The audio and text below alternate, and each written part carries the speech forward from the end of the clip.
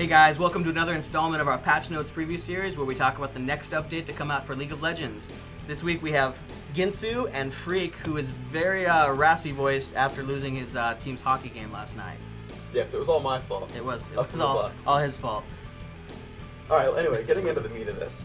The first thing we have going on is early game health and regeneration. So what are we hitting and why are we hitting it? Early game sustainability is something we've actually had our eye on for quite a while. We've just kind of been on some higher priority stuff. Essentially, it just boils down to we feel like there's too much health and health regeneration available to players early in the game, especially as you compare to the amount of damage you can output, which is exceptionally low from levels like 1 to 3 or so.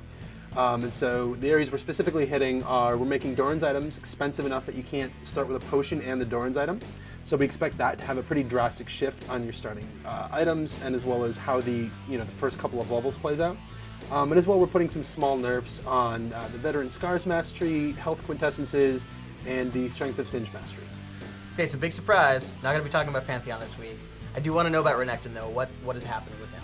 Yeah, so we felt that Renekton was a pretty darn successful champion launch, but ultimately there were a few areas that we felt he came up just a little bit short compared to some other similar champions. Number one, his early game ability, especially as related to sustaining and survival, we thought was a little low. So we've got some adjustments to his Call the Meek to make it a little better early on, and his base stats coming. We felt like you typically always wanted to use his Ruthless Predator with the Fury enhancement.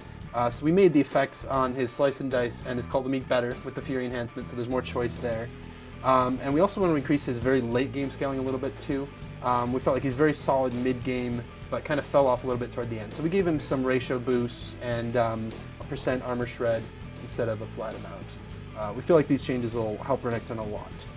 We have another systemic change to mana regeneration. The Mastery, the Runes, and base champion regen are all changing. Where's that going and why? Yeah, we're doing a systemic mana regeneration change.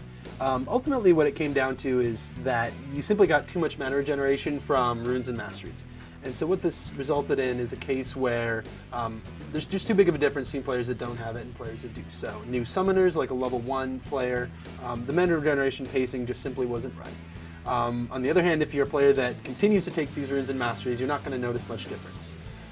So in general, it's just to sort of close the gap between players that take these Runes and Masteries and players that don't. Okay, so last week we touched on Rammus, but are we actually nerfing him this week? Okay.